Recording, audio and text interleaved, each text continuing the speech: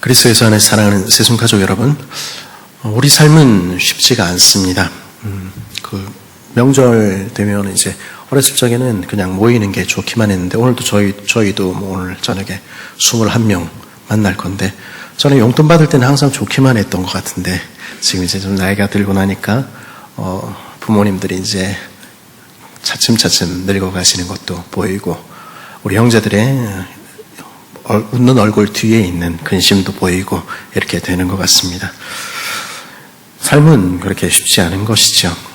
어쩌면 인생을 가을을 맞이하고 계시는 여러분들은, 우리 장로님들, 권사님들, 집사님들 더 그렇게 느끼실지 모르겠습니다. 그건 우리 젊은 친구들도 마찬가지죠. 우리 고3 자녀들 광고했던 대로 수능 2달여 남았는데 지금은 불안한 마음 좀 들지도 모르겠습니다. 마지막까지 달리기에는 여름도 너무 덥고 힘이 조금씩 빠지고 지칠지도 모르겠습니다. 저도 그랬으니까요. 주께서 여러분들에게 힘 주시기를 바랍니다. 제가 고3이었을 때가 94년이었는데요. 그때가 지금 올해 다음으로 제일 더웠던 해였던 것 같습니다. 그때 그 시절에 그때는 에어컨도 없을 때였으니까요. 그때 선생님들께서 자주 하셨던 말씀이 있습니다. 지금 잠깐만 괴로우면 이 시간만 지나면 인생이 좀 편해질 거다. 이런 이야기 하셨던 것 같아요. 지금 이 과정만 지나면 편안한 길이, 더 나은 길이 열릴 것이다.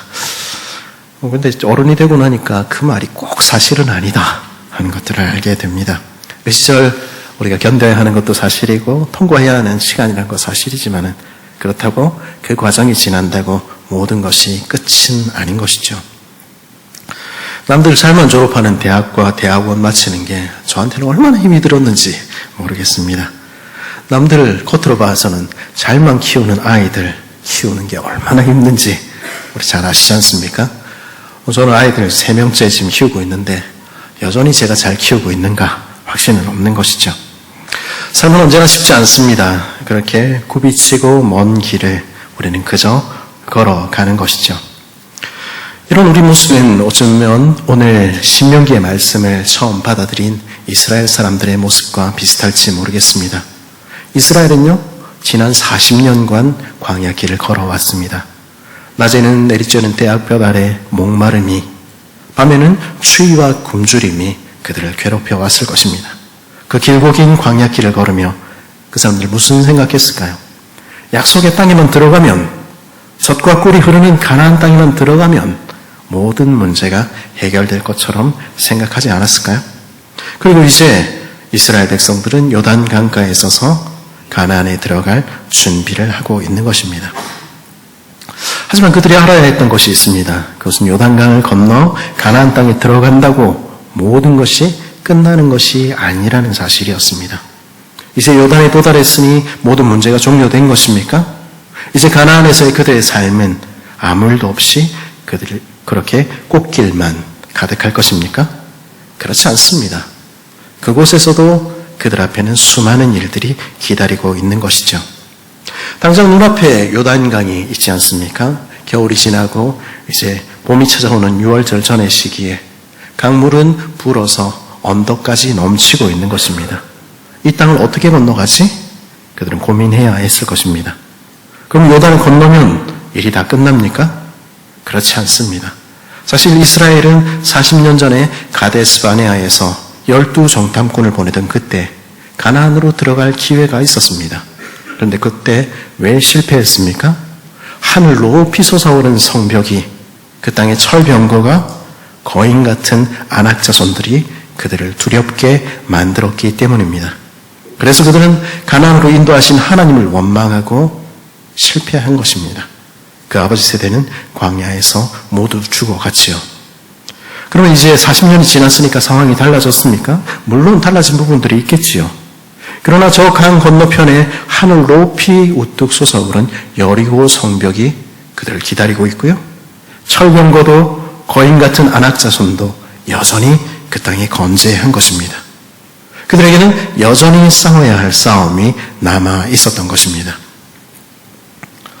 우리 삶도 그러하지요. 우리는 구원을 받으면 끝이라고 생각을 하지만 그렇지 않습니다. 가나안에 들어간다고 모든 것이 끝나는 것이 아닙니다. 기근과 질병과 전쟁, 이스라엘 백성들이 구원받은 이후에도 그런 문제들과 씨름해야 했듯이 우리에게도 날마다 싸워야 하는 우리의 싸움이 감당해야 할 시험들이 남아있는 것입니다. 우리 인생의 파도는 끊임없이 쳐오고 또 쳐오는 것입니다. 한 굽이 지나면 내 인생의 어려움들이 다 끝날 줄 알았는데 가나안에 들어와서도 여전히 우리는 우리들의 광야를 걷고 있는 나그네들구나 하는 사실을 알게 되는 것입니다. 미국의 시인 프로스트가 노래하듯이 우리에게는 오늘도 잠들기 전에 가야 할 길이 있는 것입니다. 그 매일의 일상의 삶 속에서 우리가 당하는 어려움들 혹은 우리를 유혹하는 통로 가운데서 우리는 어떻게 살아가야 할 것인가?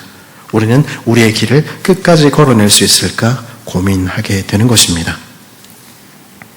그래서 우리는 어떻게 합니까? 세상 사람들이 그렇게 하듯이 헛된 것에 눈을 돌리기도 합니다. 오늘 본문 바로 앞 단락인 9절에서 뭐라고 이야기하고 있었습니까? 내 하나님 여호와께서 내게 주시는 땅에 들어가거든 너는 그 민족들의 가증한 행위를 본받지 말 것이니. 이스라엘은 분명 구원받은 백성이라 이야기할 수 있을지 모르겠습니다. 그러나 그들은 우리가 그렇듯이 자신의 성공을 위해서라면 그 자녀들이며 그 가정까지 희생시킬 수 있다는 시대 정신에 휩쓸릴 수 있는 위험 앞에 서 있었던 것입니다. 내가 원하는 부와 내가 원하는 재물과 내가 원하는 지위를 얻기 위해서라면 정당하지 않은 방법이라도 무슨 방법이라도 써서 좋다는 시대 정신은 그때나 지금이나 동일했던 것입니다. 오늘도 그러듯이 소위 미래를 점치며 전문가라 이야기하는 이들, 그들의 이야기에 빠져들어 하나님이 무엇을 좋아하시는지 무엇을 싫어하시는지 그것 잊어버리고 자신이 원하는 대로 살게 될 위협이 그들에게도 있었던 것입니다. 그래서 우상 숭배할 위험에 빠져 있었던 것이죠. 우상 숭배는요, 단지 눈에 보이는 돌과 나무로 된 조각에 절하는 것이 아닙니다. 하나님께서 원하시는 것이 무엇인지 알면서도 무엇이 옳은지 알면서도 내가 원하는 길, 내 더 나은 미래를 보장할 것 같은 길로 걸어가는 것이 나의 신 우상을 섬기는 길입니다. 그러게 모세는 그 자손들을 향해서 너는 그 민족들의 가증한 행위를 본받지 말라 끊임없이 이야기해야 했던 것입니다. 그러면 하나님의 백성들은 어떻게 살아가야 합니까? 오늘 말씀 바로 앞부분인 13절에서 하나님께서는 뭐라고 말씀하십니까? 너는 내 하나님 여호와 앞에서 완전하라 그렇게 말씀하고 계십니다. 여기서 완전하다 하는 말은 거룩하고 흠이 없다 하는 제사 용어지요. 내 삶을 하나님 앞에서 거룩하고 흠이 없는 산 제사로 드리라 하는 것입니다. 네가 만일 구원을 받았다면, 네가 하나님이 누구신지 안다면, 네가 그 언약 가운데 살아가는 백성이라면 네 삶을 하나님께 드리며 하나님이 주인이라는 것을 인정하며 살아가라 하는 뜻입니다. 구체적으로 그 삶은 어떤 삶입니까? 우리 이미 아는 내용이지요. 하나님을 내 삶의 주인, 왕으로 섬기며 내 이웃들을 사랑하며 사는 삶입니다. 이러한 삶을 잘 살도록 하기 위해서 하나님께서는 율법도 주시고 제도도 세우신 것입니다. 그리고 그것을 잘 지키도록 지도할 왕도 주시고 제사장도 주신 것이죠. 공평과 정의를 따라서 우리가 날마다 살아가도록 왕을 주시고 하나님 앞에서 어떻게 예배해야 할 것인지 끊임없이 말씀을 통해 알려주며 하나님 앞으로 나아가게 하며 그 이웃들을 더불어 나누며 살도록 권면하는 일을 위해서 제사장도 세우신 것입니다. 그러니 하나님의 말씀을 따라 율법을 따라 살기만 하면 되는 것입니다. 어떻습니까? 참 쉽지요?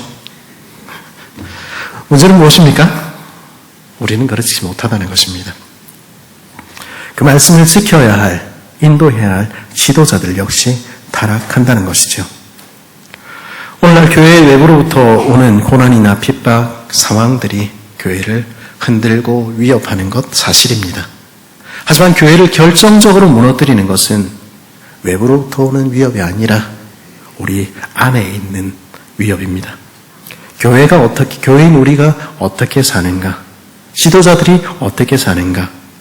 그들이 하나님을 잊어버릴 때 교회는 그 힘을 잃는 것입니다. 오늘 한국교회 문제가 정말로 끊임없이 세상이 교회를 핍박하기 때문입니까? 물론 그런 부분이 있습니다. 세상은 끊임없이 우리 신앙을 흔들려 하고 진리를 희석시키려 합니다. 과학주의, 과학 이런 이름으로 참으로 하나님을 잊도록 만들며 성적인 자기결정권 이러면서 하나님이 세우신 진리를 흔들려 하는 것이죠. 그러나 그것이 오늘 교회가 세상으로부터 불신을 당하는 가장 큰 위협은 아닙니다. 그것보다는 목사나 장로, 권사와 집사, 교회에서 오랜 신앙생활을 한 이들이, 하나님의 백성이라 불리는 이들이 말씀을 듣고도 그 말씀대로 살지 않는 것이, 교회인 우리들이 하나님 자신의 유익을 하나님의 의보다 구하는 것이 더 큰 문제인 것입니다.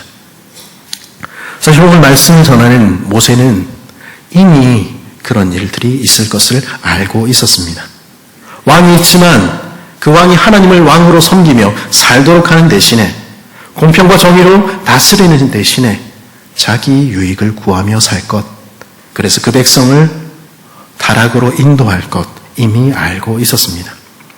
제사장들이 하나님을 참으로 예배하며 그 마음으로부터 하나님을 사랑하고 순종하도록 하는 대신에 외식하도록 만들 것, 겉으로 율법의 행위, 겉으로 폼나는 모습, 기독교인이라는 이름을 가진 것으로 내가 지금 하나님을, 그 음성을 듣지 않고 있는 삶을 중단화하려 할 것이라는 것 하나님은 알고 계셨습니다. 그리고 이 모든 경고에도 불구하고 이스라엘은 결국 실패할 것이라는 것, 그 땅에는 기근이 닥치고 질병이 임하고 끝내 다른 민족의 포로가 되어 끌려가게 될 것 하나님은 이미 알고 계셨습니다.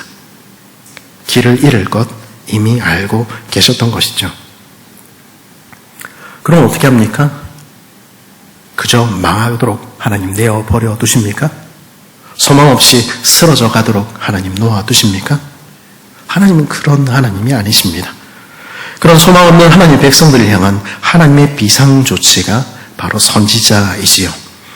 오늘 말씀 15절 뭐라고 이야기합니까? 우리 한번 같이 읽어볼까요? 15절 말씀 시작.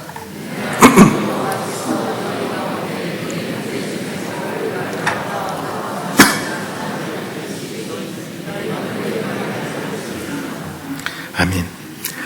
하나님께서는 왕들이 실패하고 제사장들이 타락하고 더 이상 소망 없는 그 순간에도 그 백성을 놓아버려 두시지 않겠다 말씀하신 것입니다. 주어진 법에 따라서 백성들을 다스리고 통치하는 왕이나 제사장들, 그들이 실패하는 그곳에 하나님께서 직접 개입하셔서 선지자들을 일으키시겠다 약속하신 것이죠. 살아계신 하나님의 말씀을, 하나님을 직접 대면하여 그분을 음성을 듣고, 지금 하나님께서 우리에게 이렇게 말씀하고 계시지 않느냐, 그 목소리를 다시 전해줄 선지자들을 보내실 것이라고 약속하신 것입니다. 그래서 내가 다시 새롭게 하리라 약속하신 것이죠. 그런 의미에서 하나님께서는 선지자들을 하나님의 비상조치로 보내신 것입니다. 이렇게만 말씀을 드리면 오늘 같은 시대에는 혹시 오해할 분들 혹은 오해하도록 할 분들 있을지 모르겠습니다. 왜냐하면 오늘날 너무도 많은 이들이 기존의 교회와 세우신 직분자들을 무시하고 무작위로 비판하며 나는 하나님의 음성을 들었다, 직통계시를 받았다 이야기하고 있기 때문입니다. 그것으로 자신의 권위를 내세우고 있기 때문입니다. 그러면 선지자는 그런 사람들입니까? 그렇지 않습니다. 세상에는 선지자들이 많이 있습니다. 20절은 뭐라고 이야기합니까? 만일 어떤 선지자가 내가 전하라고 명령하지 아니한 말을 제 마음대로 내 이름으로 전하든지 다른 신들의 이름으로 말하면 그 선지자는 죽임을 당하리라 하셨느니라. 하나님의 말씀 대신에 하나님의 이름을 팔아서 자기 이야기를 하는 사람들 언제나 있어 왔습니다. 과거에만 그랬던 것 아니라 오늘도 가득하지요. 그런 선지자들은 무엇을 가르칩니까? 성경에 나타나는 수많은 거짓 선지자들은 뭐라고 말했습니까? 우리는 결코 망하지 않을 거야. 모든 일이 다 잘 될 거야. 그들은 그렇게 이야기했던 것입니다. 지금 네가 하나님의 말씀대로 살고 있지 않아도, 지금 네가 회개하고 돌이키지 않아도 너는 결코 심판받지 않을 거야. 왜냐하면 너는 하나님의 백성이니까. 너는 하나님의 사랑받는 자녀니까 다 잘 될 거야. 그리고 이 땅에서 복을 누리게 될 거야. 거짓 선지자들은 오늘도 그 하나님의 백성의 눈을 하나님으로부터 이 땅의 것으로만 향하도록 만들고 있는 것입니다. 거짓 선지자들의 또 다른 특징은 주어진 하나님의 말씀인 성경을 벗어나는 데 있습니다. 명백하게 성경에 쓰여 있는 그것을 거스르면서도 하나님의 특별한 계시를 받았다 이야기할 수는 없는 것입니다. 누구도 성경보다 그 더 위에 자신을 둘 수는 없는 것입니다. 성령 하나님께서는 결코 성경을 벗어나 성경의 가르침과 다른 것을 주장하시는 법이 없는 것입니다. 하나님께서는 그런 이들을 허락하시지 않는 것입니다. 그러나 예나 지금이나 많은 사람들은 그런 거짓 가르침에 귀를 기울입니다. 유튜브에서 큰 소리로 떠드는 자신이 하나님을 대신할 것 같은 그 목소리들의 귀를 기울입니다. 왜 그렇습니까? 왜냐하면 그것이 우리 귀를 즐겁게 하고 우리 마음을 편안하게 만들어주기 때문입니다. 그런 거짓 가르침에 빠져서 이스라엘은 하나님께 돌아오는 길을 잃어버렸던 것입니다. 그리고 멸망을 향해 끊임없이 다른 박질해 갔던 것이죠. 그러면 참 선지자는, 하나님께서 세우신 선지자들은 어떤 사람들입니까?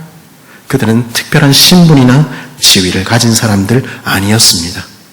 왕은 왕가에서 태어나고 제사장은 제사장 가문에서 태어나지만 그들은 혈통 가운데 선택되거나 구별된 사람들이 아니었습니다. 물론 이사야 같은 사람들은 왕족이었고 예레미야와 에스겔은 제사장 가문 출신이었습니다. 그러나 그들 가운데는 드보라 같은 여성도, 아모스 같은 뽕나무 치는 목동도 있었습니다. 말하자면 선지자는 그 신분 때문에 선택된 사람들이 아니었고요. 누구도 하나님의 말씀을 빌미로 자기 자리를 확보하려 들지 않았습니다. 그러면 하나님에 의해서 세워진 선지자들은 어떤 사람들이었습니까? 그들은 하나님의 말씀에 감동된 사람들, 그 하나님의 마음을 알아버린 사람들이었습니다. 그들은 성경에 없는 새로운 것을 이야기하지 않았습니다. 다만 그들은 말씀을 통해서 그 뒤에 계시는 하나님을 배웠고 성령의 감동을 하심으로 그 말씀 뒤에 감추어진 하나님의 마음을 알게 되었던 것입니다.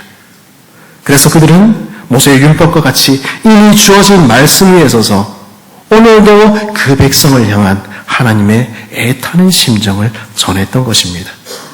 그래서 그들이 전해준 말씀을 우리는 선지서와 그리고 편지들로 우리는 보고 있는 것이죠. 그리고 그 속에는 그런 애타는 하나님의 사랑이 들어있는 것입니다. 그런 선지자들의 가장 중요한 사역은 무엇이었습니까? 하나님을 떠난 왕들과 제사장들, 타락한 그 백성들에게 하나님의 심판을 선고하는 것이었습니다. 우리 신명기를 통해서 하나님의 말씀을 듣지 않았을 때의 심판과 저주가 얼마나 맹렬한 것인지 우리는 듣지 않습니까? 너 그러다가 죽어! 그 이야기로 성경의 3분의 1 이상이 채워져 있는 것입니다. 그러나 하나님은 그 백성을 심판하기 위해서, 버리시기 위해서 그렇게 말씀하십니까? 그렇지 않습니다. 하나님의 심판의 목적은 언제나 동일합니다. 다시 하나님의 백성인 우리가 하나님이 누구신지 알고 하나님 앞으로 돌아오도록 하기 위해서 하나님은 끊임없이 그렇게 경고하신 것입니다. 그 두려운 경고의 말씀을 듣고 지금이라도 자신이 죄인임을 깨닫고 돌아오도록 하나님은 간절히 원하셨던 것입니다. 그래서 선지자들을 보내시고 또 보내신 것이죠. 우리는 요즘 큐티 본문을 통해서 하나님을 완전히 저버린 북이스라엘의 아합 가문 다스리던 그 땅에 보내진 엘리야와 엘리사의 이야기를 듣지 않습니까? 번외의 눈이 멀어서 이세고 닥칠 심판을 보지 못했던 이들을 위해서 하나님의 불타는 심정을 가지고 아모스가, 호세아가, 이사야가 보내졌던 것입니다. 예레미야와 에스겔과 다니엘, 마지막 선지자인 말라기에 이르기까지 하나님께서는 그 백성을 향해서 선지자를 보내고 또 보내셨던 것입니다. 이스라엘은요, 선지자가 전하는 그 말씀을 듣고 주께 돌아와야 했습니다. 그러나 그들은 그렇게 하지 않았습니다. 들리는 그 심판의 메시지가 바로 다른 사람이 아닌, 다른 누군가가 아닌, 여기서 말씀을 전하고 있는 저와 여러분들을 위한 하나님의 이야기라는 것을 듣고 자신을 돌아보아야 했습니다. 그러나 이스라엘은 그렇게 하지 않았습니다. 하나님께서 선지자를 통해 말씀하고 말씀하셔도, 보내고 보내셔도 그들은 끝내 돌이키지 않았던 것입니다. 왕도 실패하고 제사장도 타락하고 선지자의 말도 듣지 않을 때 거기에 무슨 소망이 있겠습니까? 거기에는 소망이 없는 것입니다. 길을 잃어버린 이스라엘은 광야에서 그들의 조상들이 멸망했듯이 그들 역시 망할 수밖에 없었던 것입니다. 그런데 성경은요, 이 이야기가 그들만의 이야기가 아니라 바로 우리들의 이야기라고 들려주시는 것입니다. 정직하게 이 말씀을 듣고 우리 자신을 돌아보라 말씀하시는 것입니다. 우리 자신을 돌아볼 때 저는 제 모습이 그 모습과 얼마나 다를까 생각하게 됩니다. 그러면 우리의 소망은 어디에 있습니까? 우리에게 날마다 실패하고 날마다 절망하는 우리에게 무슨 소망이 있습니까? 우리에게는 어디에 소망이 있습니까? 그 소망은 오직 하나님. 그런 연약한 죄인인 우리를 버리시지 않으시고 그런 타락한 우리를 떠나지 않으시는 우리 하나님의 사랑에 있는 것입니다. 변함없는 하나님의 신실하신 그 사랑에 우리의 유일한 소망이 있는 것이죠. 오늘 말씀 18절에서 하나님께서는 뭐라고 약속하십니까?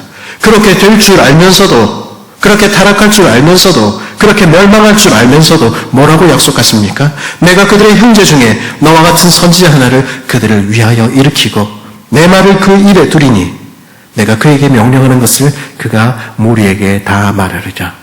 내가 선지자를 보내마. 내가 한 선지자, 모세와 같은 선지자를 보내며 선지자를 보내고 또 보내도 돌이키지 않는 너희를 위하여 그 마지막에 다시 모세와 같은 한 선지자를 보내마. 주님 그렇게 약속하신 것입니다. 그래서 이스라엘 사람들은 오랫동안 모세와 같은 선지자를 기다렸습니다. 아마도 포로 귀환 이후에 덧붙여 쓰였을 신명기 마지막 구절, 신명기 34장 10절에서 12절은 뭐라고 기록하고 있습니까? 그 후에는 이스라엘의 모세와 같은 선지자가 일어나지 못하였나니 모세는 여호와께서 대면하여 아시던 자요 여호와께서 그를 애굽 땅에 보내사 바로와 그의 모든 신하와 그의 온 땅의 모든 기적과 이사와 모든 큰 권능과 위엄을 행하게 하심에 온 이스라엘 목전에서 그것을 행한 자더라. 이때는 수많은 선지자들이 온 다음의 시기였을 것입니다. 그러나 이 선지자는 모세와 같은 한 선지자는 아직 나타나 있지 않았다. 그렇게 기록했던 것입니다. 그러면 모세와 같은 선지자는 누구입니까? 하나님께서 세우신 모든 선지자들은 어떤 면에서 모세의 후예들이라고 이야기할 수 있지요. 모세와 같은 마음으로 그 백성을 위해서 기도한 이들입니다. 그러나 하나님께서 보내주시겠다고 약속하신 모세와 같은 한 선지자는 이스라엘이 기대했던 것 같은 모세와 같은 한 선지자는 그런 선지자가 아니었던 것입니다. 모세와 같이 하나님을 얼굴과 얼굴로 대면하여 그분이 누구신지 드러내는 한 분, 모세와 같이 큰 기적과 이사와 큰 권능과 위엄으로 마침내 그 백성을 구원할 메시아를 가리켜 이스라엘 사람들은 모세와 같은 선지자라고 불렀던 것입니다. 그리고 그가 나타나기를 기다린 것이죠. 수많은 거짓 선지자들이 나타나서 내가 그로라 이야기했습니다. 그리고 거기에 기대를 걸었던 이들은 낙심을 거듭해왔지요. 그러면 어떻게 그 선지자를 알아볼 수 있습니까? 누가 그분이겠습니까? 그 이야기가 오늘 21절, 22절에 나타나는 이야기입니다. 내가 마음속에 이르기를 그 말이 여호와께서 이르신 말씀인지 우리가 어떻게 알리요 하리라. 지금 눈앞에 나타난 사람이 오실 그 선지자인지 우리가 어떻게 알겠는가?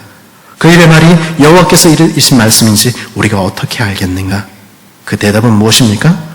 22절입니다. 만일 선지자가 있어 여호와 이름으로 말한 일에 증언도 없고 성취함도 없으면 이는 여호와께서 말씀하신 것이 아니요 그 선지자가 제 마음대로 한 말이니 너는 그를 두려워하지 말지니라. 말씀이 정말로 성취되는지 그 약속하신 말씀대로 이루어지는지 그것이 증거가 될 것이라는 것입니다.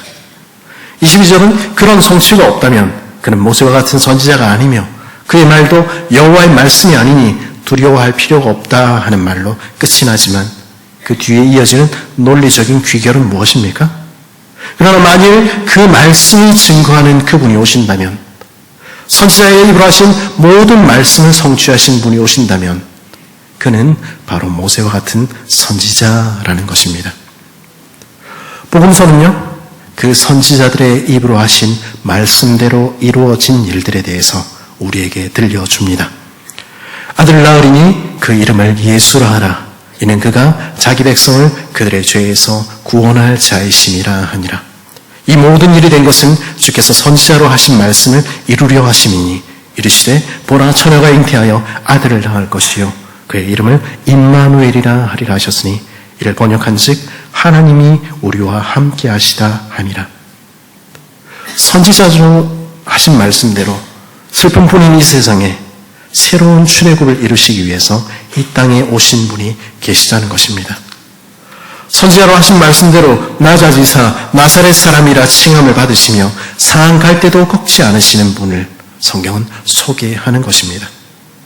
선지자에게 하신 말씀대로 새로운 엘리야 세례 요한이 준비한 길을 따라오셨으며 선지자를 통하여 하신 말씀대로 흑암에 앉은 이방 땅 갈릴리에 빛을 전하시는 분, 선지자들이 하신 말씀대로 귀신을 몰아내시며 병든 자를 고치시며 우리의 약함을 친히 담당하시는 분이 우리에게는 계시다. 성경은 증언하는 것입니다. 선지자를 통해 하신 말씀대로 은혜의 해를 선포하시며 말씀하신 대로 감추인 하나님의 말씀을 드러내시며 말씀대로 나귀를 타고 입성하셔서 말씀대로 모퉁이의 머릿돌이 되시며 말씀대로 버림받으시고 말씀대로 고난받으시고 말씀대로 하나님의 말씀을 들을 수도 없고 그 두려운 심판을 견딜 수도 없는 죄인인 우리를 대신하여 십자가에 달려 돌아가신 분, 그럼으로써 그들을 그 백성을 그 모든 죄에서 구원하실 하나님, 언제나 우리와 함께 하시는 하나님이 계시다는 것입니다. 그 모든 일들을 볼 때 우리는 그분이 누구신지 알게 되는 것입니다. 모든 선지자의 끝에 오신 모세와 같은 한 선지자, 그분은 바로 하나님의 아들 예수 그리스도이신 것입니다. 그분은 그 말씀대로 이 땅에 오셨고 말씀대로 고난받으셨고 성경대로 우리 죄를 대신하여 돌아가셨습니다. 그리고 그분은 우리를 단지 구원하셨을 뿐 아니라 모세가 광야에서 그 백성을 인도하셨듯이 오늘도 그 백성인 우리와 함께 하시며 떠나지 아니하시며 우리를 인도하시는 것입니다. 그분을 의지할 때, 그분의 말씀을 들을 때 우리는 결코 길을 잃지 않는 것입니다. 예수님께서 그 모든 일을 이루시기 위해서 예루살렘에 십자가를 지기 위해서 올라가시기로 작정하시던 바로 그때 변화산에 나타난 모세와 엘리야는 예수님께서 바로 그 모세와 같은 선지자임을 분명히 하셨습니다. 그리고 그분이 우리를 위해서 행하실 새로운 출애굽에 대해서 말씀하던 그때 하나님께서는 하늘을 여시고 이렇게 말씀하셨습니다. 말할 때 호련히 빛난 구름이 그들을 덮으며 구름 속에서 소리가 나서 이르되 이는 내 사랑하는 아들이요 내 기뻐하는 자니 너희는 그의 말을 들으라 하시는지라. 신명기 18장 15절 우리가 읽었었지요. 하나님께서 모세와 같은 한 선지자를 일으키시리니 너희는 그의 말을 들을지니라. 동일하게 하나님께서는 너희는 그의 말을 들을지니라 말씀하셨습니다. 그곳에서 말씀하시고 변화산에서 말씀하셨듯이 하나님께서는 저와 여러분을 향하여서 오늘도 동일하게 말씀하시는 것입니다. 너는 이 세상을 어떻게 살아가야 하는지 아니? 이 광야 같은 세상을 너는 어떻게 걸어가야 하는지 아니? 우리는 이 세상에서 무엇이 옳은지 무엇이 그른지 알지 못합니다. 그래야 헛된 것을 따라 살아가기도 하지요. 그러나 오늘도 그 말씀을 통하여 우리를 만나시는 예수님께서는 우리에게 오늘도 길을 알려주시는 것입니다. 우리는 날마다 실패합니다. 우리에게는 말씀이 있어도, 우리에게 왕들이 있고 제사장들이 있고 선지자의 말씀이 있어도 우리는 날마다 실패합니다. 우리는 한 사람 한 사람이 하나님 앞에 거룩한 삶을 살지 못할 뿐 아니라 우리들이 모인 교회 역시, 이 땅의 교회 역시 너무도 자주 실패하며 하나님의 영광을 드러내지 못합니다. 우리에게는 소망이 없는 것 같아 보입니다. 그럼 우리가 우리의 길을 어떻게 끝까지 걸을 수 있겠습니까? 어떻게 교회가 교회될 수 있겠습니까? 그 길은 오직 하나, 오늘도 말씀하시는 우리 주님의 음성에 귀를 기울이는 길뿐인 것입니다. 주님은 오늘도 저와 여러분에게 말씀하시는 것입니다. 나는 오늘도 내게 말하는 하나님이야. 내 음성을 들으렴. 그리고 나를 따라 걸어가려구나. 그 음성을 들을 때 우리는 살게 될 것입니다. 주님의 인도하심을 따를 때 우리는 길을 잃지 않을 것입니다. 그리고 우리들의 광야를 지나 아버지의 집에 이르게 될 것입니다. 그 변치 않는 약속이 우리에게 주어져 있는 것입니다. 그리고 주님은 오늘도 저와 여러분에게 말씀하시는 것입니다. 너희는 그의 말을 들을지니라 말씀하시는 것입니다. 그리스도에서 안에 사랑하는 새순가족 여러분, 우리 삶은 쉽지 않습니다. 이스라엘 백성들을 구원받은 그들이 그랬듯이 우리에게는 여전히 우리가 싸워야 할 싸움이, 감당해야 할 시험이 있는 것이죠. 매일 당하는 어려움들 가운데 우리는 어떻게 살아야 하는가 고민하게 되기도 합니다. 그리고 우리는 부끄럽게도 세상 사람들이 그러하듯이 자주 헛된 것들에 눈을 돌리게 됩니다. 하나님 말씀이 아닌 그것들에 얼마나 우리의 귀는 빨리 쫓아가는지요. 거짓 선지자들의 이야기에 우리는 마음을 빼앗기기도 합니다. 그리고 정신을 차려보면 우리는 하나님의 음성이 들리지 않고 그 심판을 받을 죄인이라는 사실을 깨닫고 단식하게 되기도 하는 것이죠. 이런 우리에게 어떤 소망이 있습니까? 이날 오늘 우리가 기억해야 할 것은 무엇입니까? 그것은 오늘도 하나님께서는 우리를 버리지 아니하시며 오늘도 떠나지 아니하신다는 사실입니다. 우리는 그 사실을 어떻게 믿을 수 있습니까? 그렇게 연약한 우리를 위해서 하나님께서는 모세와 같은 한 선지자, 하나님의 말씀을 전해주시고 우리를 대신하여 하나님께 간구해 주실 선지자를 주셨다는 것입니다. 내가 너희 형제 중에서 너와 같은 선지자 하나를 그들을 위하여 일으키고 내 말을 그 입에 두리니, 우리 예수님께서는 그 말씀대로 세상에 오셨고 말씀대로 고난받으셨고 성경대로 우리 죄를 대신하여 돌아가신 모세와 같은 그 선지자이십니다. 그러나 그분은 우리를 구원만 하셨을 뿐 아니라 오늘도 우리에게 말씀하시며 오늘도 우리를 위하여 간구하시는 우리들의 중보자이십니다. 하나님께서는 우리 주 예수 그리스도를 우리에게 보이시며 일으키시며 오늘도 우리에게 말씀하시는 것입니다. 너희는 그의 말을 들을지니라. 그 음성을 들을 때 우리는 살게 됩니다. 오늘도 우리를 인도하시는 그분을 따를 때 우리는 길을 잃지 않을 것입니다. 그분을 오늘도 붙들고 그 음성에 귀 기울이며 그분의 인도하심을 받아 살아가는 복된 저와 여러분 되기를 간절히 바랍니다.